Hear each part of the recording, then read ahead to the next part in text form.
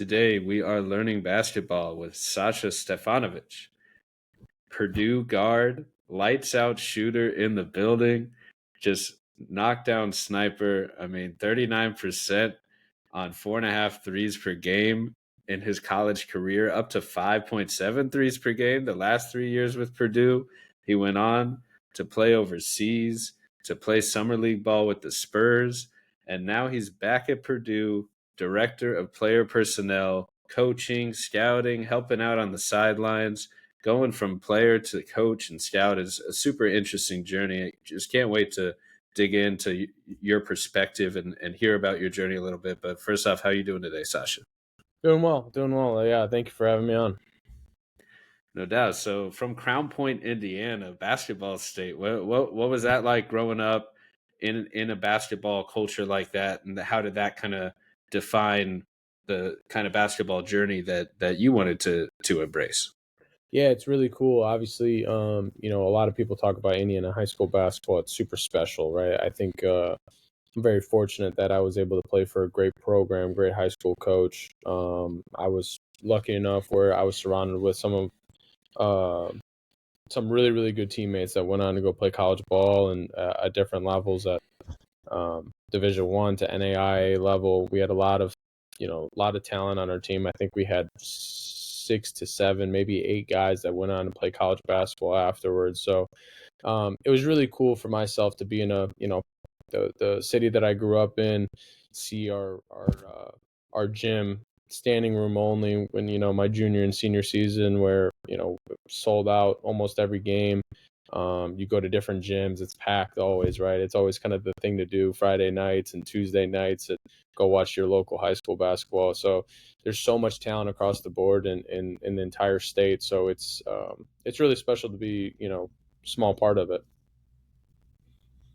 Absolutely. And, you went on to play with Purdue. Obviously, I believe you were redshirt freshman the first year, and then you get thrown in the fire the following season, play just a little bit, and then really take off the next few years after that. But Mhm. what was it like playing with Carsen Edwards during that early stint, who went on to play with Boston and is now overseas playing some pro ball with Germany? Yeah, really cool. It was really good for myself to see how a player of his level works, behaves, how he is on the floor, how he commands, space on the floor, how he could get to his different shots, his pull up, his drives, coming off ball screens, zoom actions, all the stuff that, is really important in our motion offense and everything. It was really cool for myself to see it. I got a chance to guard him every single day when I was in my first 2 years when I redshirted it, and then my redshirt freshman year.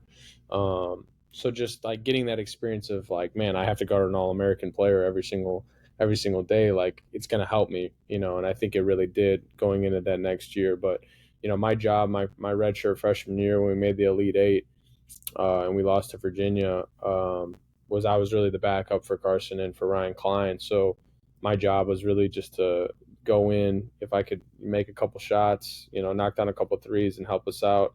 Kind of give those guys, a couple minutes on the bench to get some rest. So I knew my role that freshman year. I knew I wanted to do anything I possibly could to help us win and get a Big Ten championship, which we did that year, and then get to the NCAA tournament, and then get far in the NCAA tournament. We were a second away from a Final Four that year.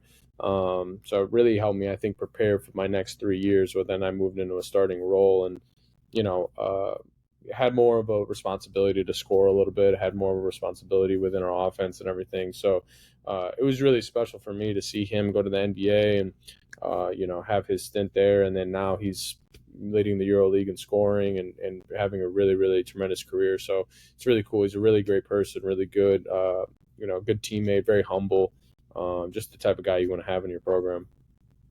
Yeah, and what was that like, that the roller coaster of college basketball to begin with, from not playing as much early on to having such a huge role, playing every game your final year, Hmm. and like that roller coaster of March Madness, just being a part of it as a player, being the ups and downs of earning these high seeds over and over again, and you never know what's going to happen. I mean, every Hmm. team is really talented nowadays, where anyone could get hot for any game, and maybe it doesn't go the way you want it every time. There can only be one team standing at the end of the whole tournament, so everyone's going to feel something if they're not that one team, but you can still like take pride and feel achievement in making different rounds and making Final Fours and different winning conference championships along the way. So what is that roller coaster like just as a player? Yeah, it's hard, right? Like it's very, very difficult. Only one team is going to be satisfied at the end of the year, right? And um, it's really, really difficult, right? I've been on teams that, like I said, I was a second away from the Final Four. As part of a coach now, we made it in the national championship. I've also been a part of really bad upsets, right? Like it is what it is, right? That's what makes college basketball so special. When you get to the NCAA tournament, everybody has earned the right to be there. They're very, very talented, no matter what seed they are, right? A 16 seed to a 1 seed, right? Everybody's deserved their shot to be in the NCAA tournament. So it's one of those things where you have to click at the right time. You have to embrace the moment. You can't be nervous. You can't be anxious. You have to be excited that you're there, and then really take advantage of it. Um, it's really, we've been very fortunate. In my time, I made the NCAA tournament 3 times because of COVID. I guess 4 times with my redshirt year as well. But I got to the Sweet 16, I think 3 times, the Elite Eight. So it's like we do really good things, but you're still not satisfied because we never won a national championship, right? We had a very talented team my senior year where I felt like we should have gotten to a Final Four and won a national championship, and we came up short, right? We didn't get it done. So it's like we do good things, right? We got to a Sweet 16. It's really cool. Not a lot of people ever get to say that in college basketball, but it's a disappointment, right? So it's just you take the good with the bad. College basketball is hard, right? There's always going to be ups and downs. My sophomore year, we weren't good. It's very rare that we've had a bad season in Purdue basketball in a while, and I was part of one of the bad years. And I felt that kind of weight, almost embarrassment of, man, like we got to get better. I got to do something better. I got to help change what we're doing or whatever. And then the next year we ended up being, I think, a 4 seed in the tournament. Then the next year I think we were a 2 seed or 3 seed. So it's just cool. It's really special to be a part of.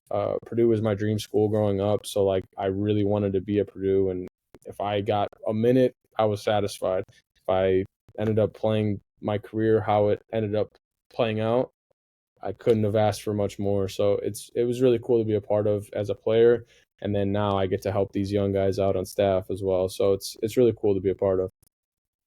Yeah, and from a perspective of, say, watching film or preparing for a game, whether you're scouting the opponent as a player or whether you're scouting potential prospects to join your team or even scouting an opponent as a coach, like what are some of the differences that maybe you've noticed in the nitty-gritty of watching film and in the scouting process that maybe you did differently as a player that now maybe you've learned more or learned to change that process up now that you're not on the staff?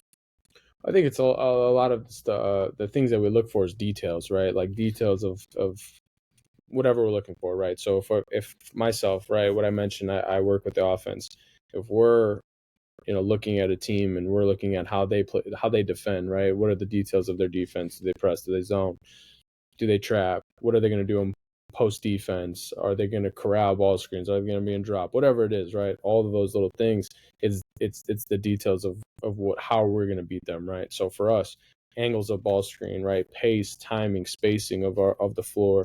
Who could we pick on, right? Like if they're in a certain coverage, how are we going to pick on that? How can we exploit their defense, right? So it's like all of those things kind of combined into one is what I think really makes our staff special, and I think our players special because we pay attention to details, right? We're not just going out there just to go out there and go hoop, right? Like we really take into account all of the little things that go into basketball, right? We really focus on the little things, and I think it makes a difference in our guys. We don't always get top 10 recruits in the top whatever 5-star guys, but we get guys that really fit within what we do, buy into our program, our identity, and play hard, right? Like, and we want smart, high IQ guys. And I think it really shows on the floor that we have guys that really care about Purdue basketball and aren't just there just to be there, right? We want to win Big Ten championships. We want to win a national championship, right? That's our goals, and that's always what it will be. And we have guys that have those same internal goals, and they just kind of mesh in and fit perfectly within Purdue. And that's why I think Coach Payne's so special in the way that he recruits guys is he avoids sometimes the guys that may be better, maybe more skilled, maybe you're going to be in the NBA in a year, but he gets the guys that he knows will help Purdue win championships. Yeah, and that's where my head was at as well with Coach Matt Painter. Just a similar type of question here as well. With as before, that I'm sure are those are probably some of the lessons that he did teach along the way. And so, I guess more specifically, are there any lessons or teachings working with him that you learned as a player, and then also maybe something different or a different perspective on the coaching scouting side as well, being on the staff with him? Yeah, I think as a player, he really helped me.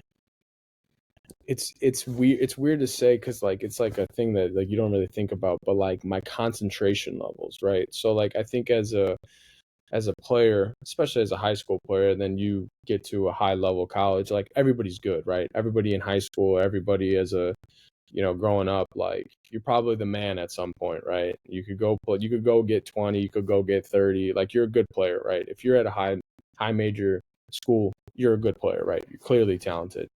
What I think was missing in my own game was it's funny, I just talked about it, but like the details of stuff, like it's so important. Like we talk about, like maybe I didn't throw my hands up on a closeout every time. Maybe I didn't go hit somebody on a box every time. Maybe I didn't jump to the ball every time.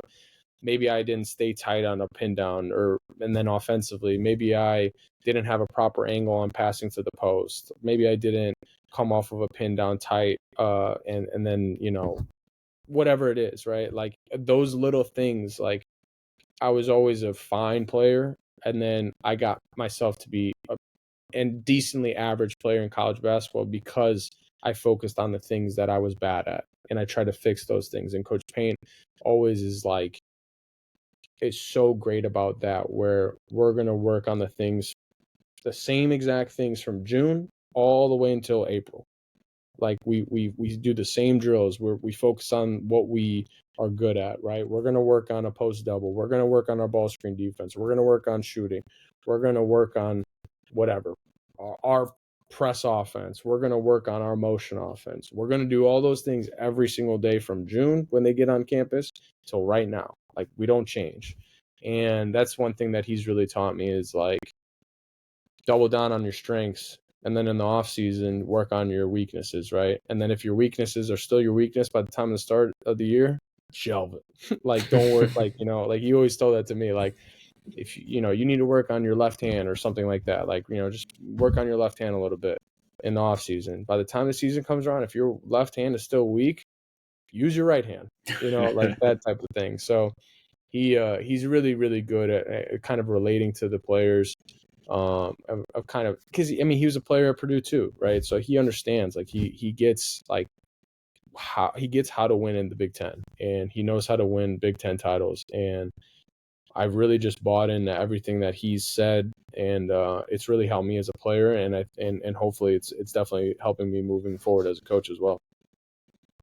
Yeah, all super interesting points from Coach, and you've played with some other great prospects as well that have gone on to be great players as well in the NBA, Mm-hmm. between Jaden Ivey and Zach Edey. And I was Mm-hmm. wondering what it was like playing with them together, and then maybe we'll hit on more of Edey in the next question a little bit. But what was it like playing with Ivey and Edey at the same time, and just what were they like as people off the court, just as teammates? Yeah, I was very fortunate. I had 2 years with both of them. Both of them were different, right? I think Ji, when you saw him come in as a freshman, he was super, like that raw athlete, super athletic, super fast, could get by you at any point. But he wasn't polished yet, right? He didn't know how to play off 2 feet. He wasn't great defensively, but he had good defensive instincts. Was a good rebounder, like really plays hard, but he was just a little wild, right? And then I think when a full year under Coach Paint in our system, you could see at the end of his freshman year, he really started to kind of figure out what we wanted to do offensively, defensively, and kind of figured out how he could play in our system while still being himself. But you could see it right away, right? Like his freshman year that summer, I'm like, he's an NBA player. Like, I don't know if it's going to be this year or next year. He's going to be a top. I thought he was going to be a first round pick. I didn't think he was going to be a top 5 pick. And then that next year as a sophomore just took off, right? Like just super, super good. You know, I don't know what he ended up averaging, probably like 16 to 18, something like that.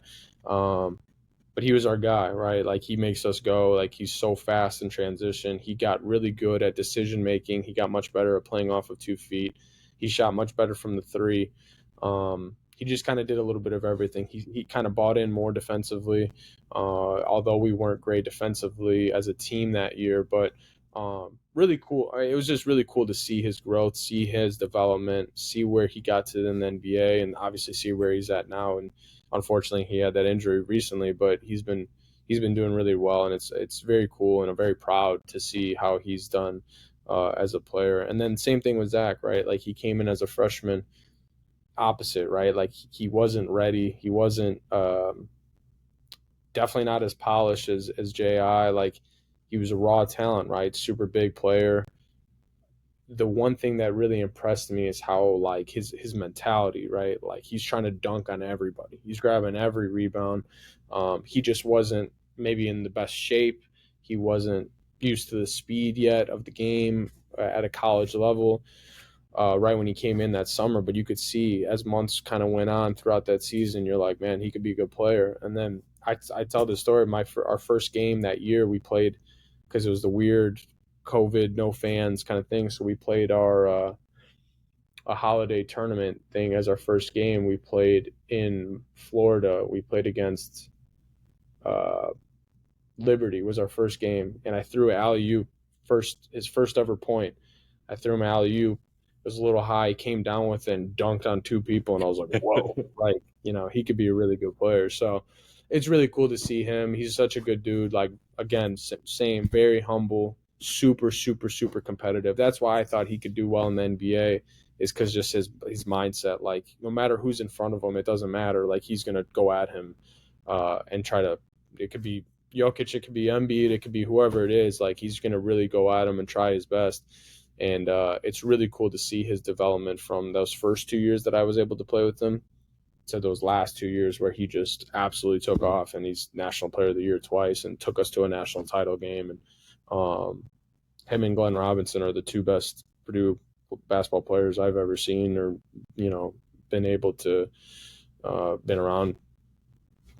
Well, there it is. And yeah, I mean, on Ivy real quick, I remember seeing him like with Team USA as well, playing with like Chet and playing against Wemby in those like early FIBA games, I suppose. And that was one spot where he really caught my eye with everything you mentioned. That explosiveness, that athletic change of pace was just a standout skill, and his ability to penetrate the paint just like clearly could create those advantages that way. That was super impressive.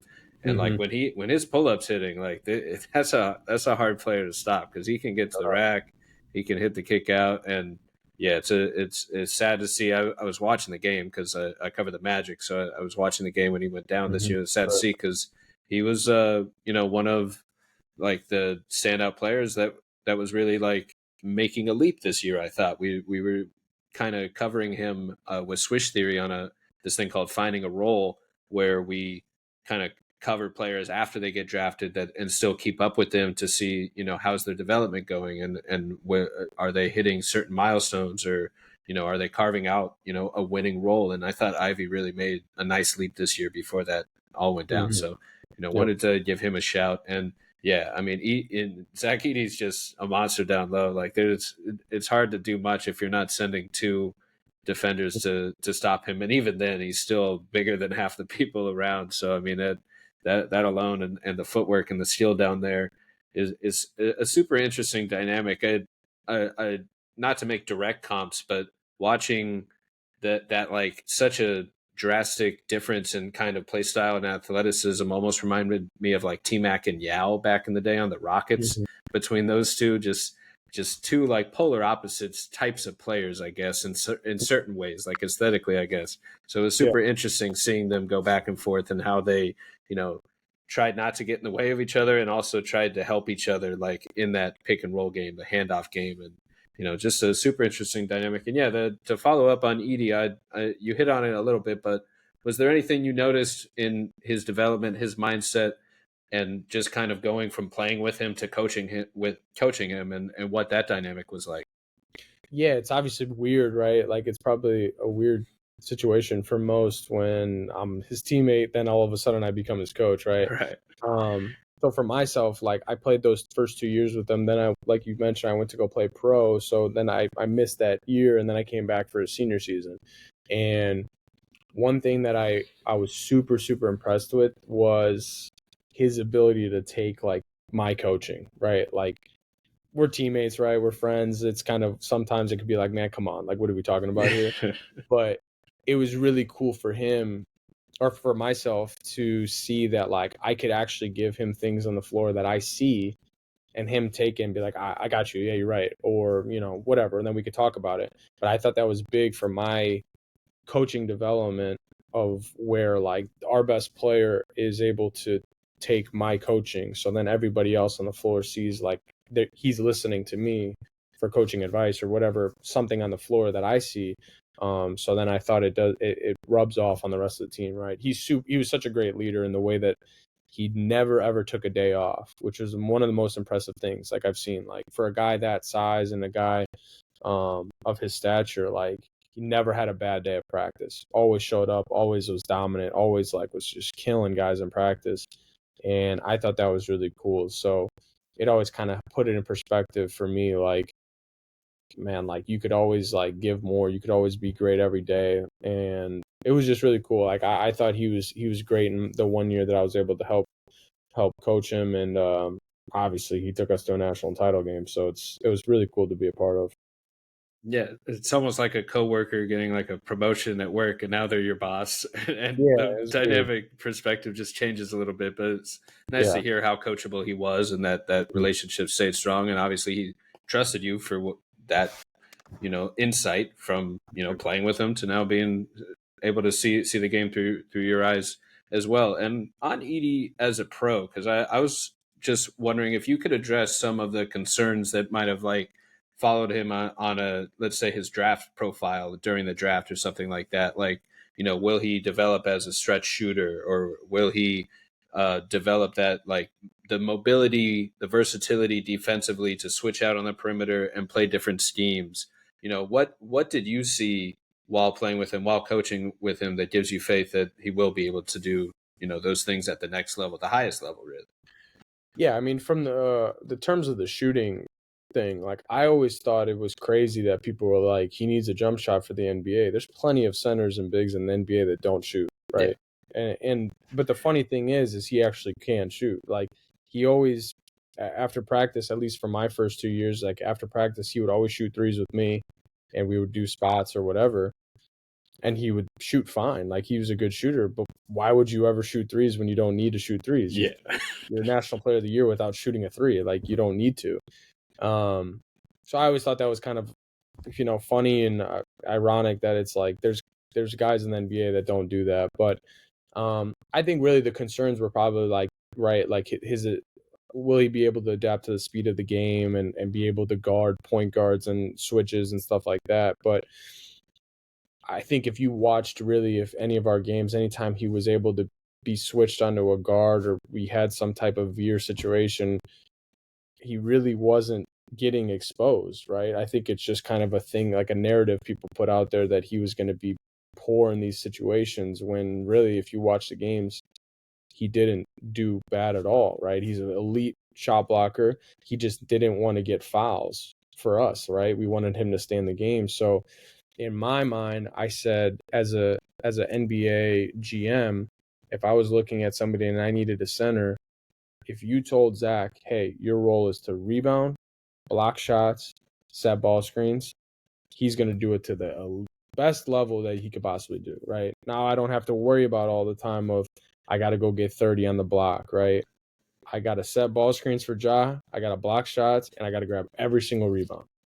And it's clear he's able to do that at the level. He's got his body in such a great shape right now that he's able to be moving up and down the floor at elite level. Like his agility is pretty insane for how big he is. Like people like until you're around him, you don't really realize how big he is. Like he is a huge human being, and it's just a testament to his work ethic. Like it's really cool that he realized the things that are going to help him in the NBA, the things that he struggles with as a college athlete, and then to see where he's at now. It's really, really cool to see, and I'm very proud of the way that he's gotten himself to be. He's going to be an NBA vet for a long time.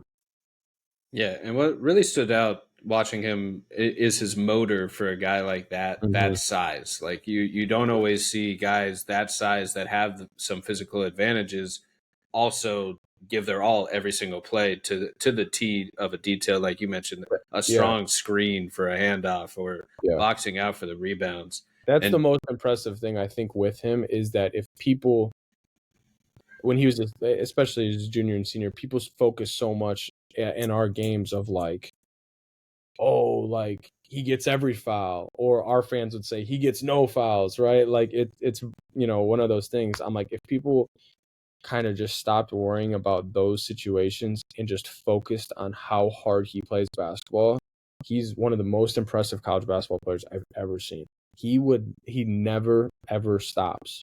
If a shot goes up, he's swim moving, spinning, whatever. He's getting every rebound, or he will try every time. And that was the one thing that I was like, man, if he does an ounce of that in the NBA, he's gonna be fine. Like he'll make it work. So it's that's impressive about him. Yeah, and the role you described is filled by many guys in the NBA. The first guy that came to mind was like Steven Adams, formerly with the Grizzlies, like just being able to play strong, rim roll, rebound, rim protect, and then Edey also brings that like very high efficient post up option anytime you need it, whether it's a bailout or whether it's like a mismatch in the post, maybe a pick and roll or some sort of other play initiates it to get that matchup that you want. Like it could get to the point where he needs to in the NBA also to stop him down low. So like that's a viable offensive option to have. And you hit on some of the weaknesses as well, where like I think the ultimate concern comes to like a stereotype of like, can this guy play in the playoffs?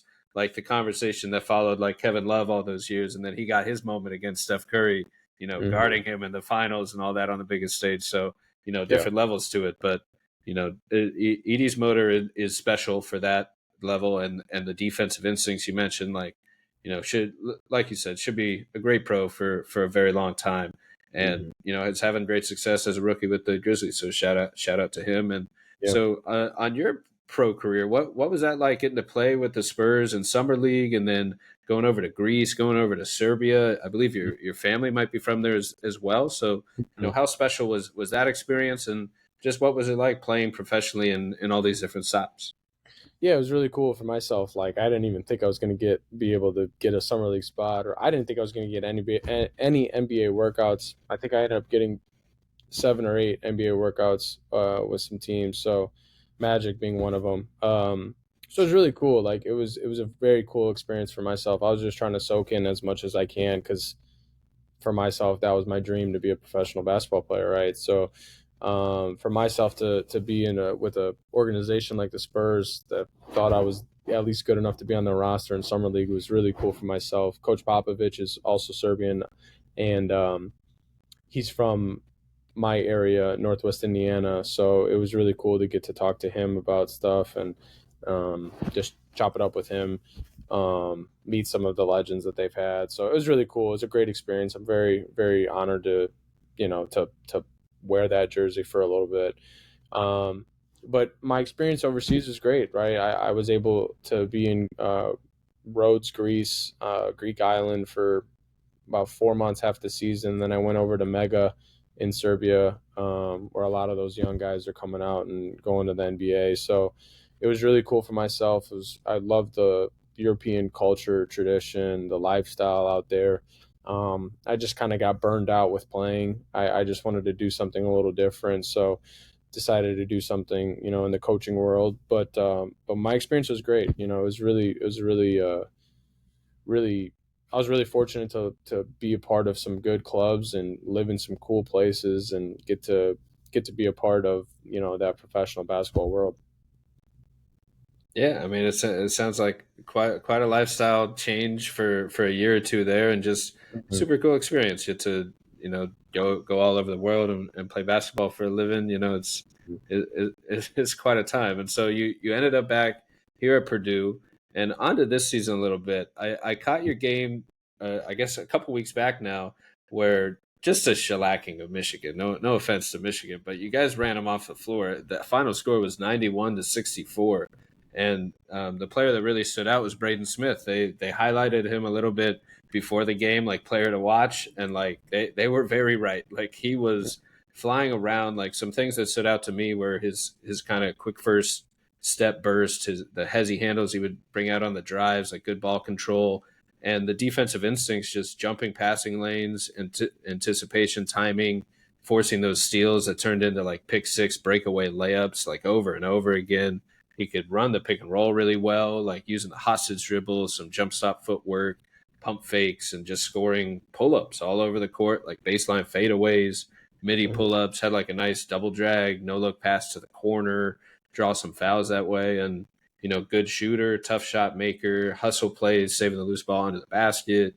And also really nice passing. Like, if I didn't mention already, some pocket passes to the movers in transition, to the jump offs to the cutters, like just nice touch on the bounce pass, the alley oop passes. So just a quick hitter on some of his skills, and I have some of his synergy stats just to list off a couple. He's just run an insane amount of pick and rolls this year, 190, where he scored the ball at zero point 0.8 points per possession, and 475 pick and rolls, including passes, where he's up to 0.96 point per possession in the 69th percentile.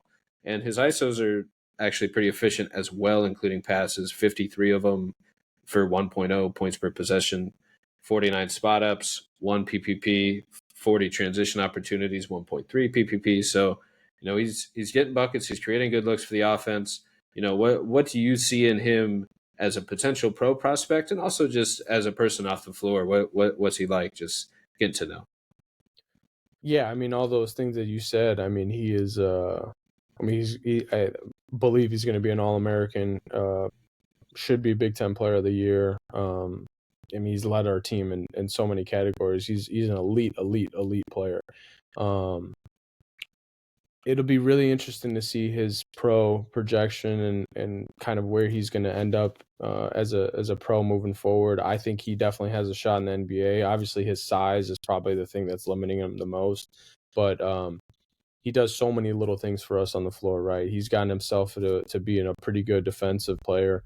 Where now I don't know if he's average. I don't know what he's averaging steals wise, but he might be leading the Big Ten in that category. But like you said, his instincts are so great, right? He's able to get all those pick sixes, and when we do post doubles and kind of cover two situations and ball screen scenarios. But he's super talented, right? He's gotten himself. His work ethic is unbelievable. He's always asking to be in the gym, and we always tell him kind of like, no, like go away, like go rest a little bit. But that's just how he's wired. He always wants to play basketball. He always wants to hoop.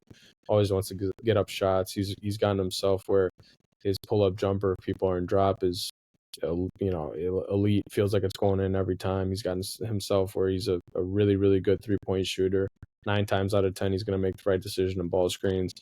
And then Trey Kaufman-Renn, our center right now, has helped him in his development as well, where now it's different than Zach Edey, right? Zach's rolling to the rim, and we're getting more flip up alley oops or post up opportunities at the end, where now Trey Kaufman's more of a short roll player where we get him in space. He's more agile, gets to floaters, gets to different inverted ball screens, and Braden is such a huge part of it. So he's like you mentioned, we run a lot of stuff for him, and there's obviously a reason why.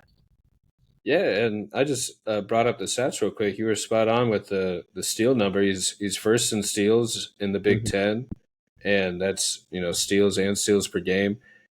unless I'm mistaken, he's first in assists in the entire NCAA with Oh yeah. 292, and the Big Ten. He's first in assists per game, as well. And there's another nice one here. He's first in BPM in the entire Big Ten as well for the impact metric, and first in assist percentage, steal percentage, points produced per game. Just to hit on some stats from Basketball Reference, but he's played a ton of games. And what are your expectations kind of for him, on the college scene, and maybe for the team for the rest of the way this season? Yeah, definitely. I mean, like I mentioned, I think he should be All-American player. Whatever, if he could hopefully win Big Ten Player of the Year, that'd be amazing. If we could get that back to back to back with Zach, would be really cool for ourselves. But as a team front, like I said, we always have the internal goals. We're trying to win a Big Ten championship and win a national title, right? And Braden Fletcher and Trey Kaufman, Ren have won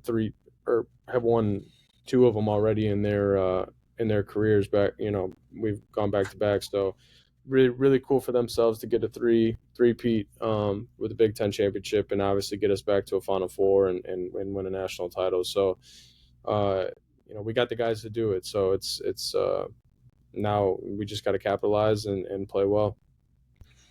No doubt. Well, I really appreciate you hopping on the pod today, Sasha. It's been cool just hearing about your journey, different perspectives, going from player to coach, and scouting as well. And it's just very interesting to hear kind of the different mindsets that go through every step of the way for someone that's done the path that you've done. And everyone does it differently, so it's cool to just hear about your journey.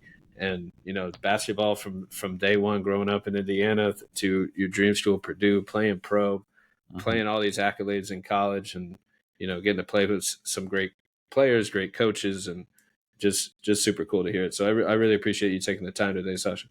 Yeah, I appreciate it. Thank you for having me on, man. I have to do it again sometime. Have a good one.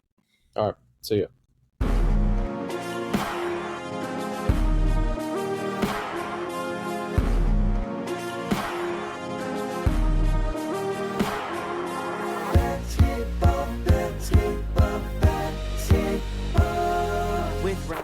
Learning Basketball is a Swish Theory podcast hosted from Beyond the Arcade. Hey, that's me. You can find my work on Twitter, YouTube, Substack, and check out the team's writing at theswishtheory.com.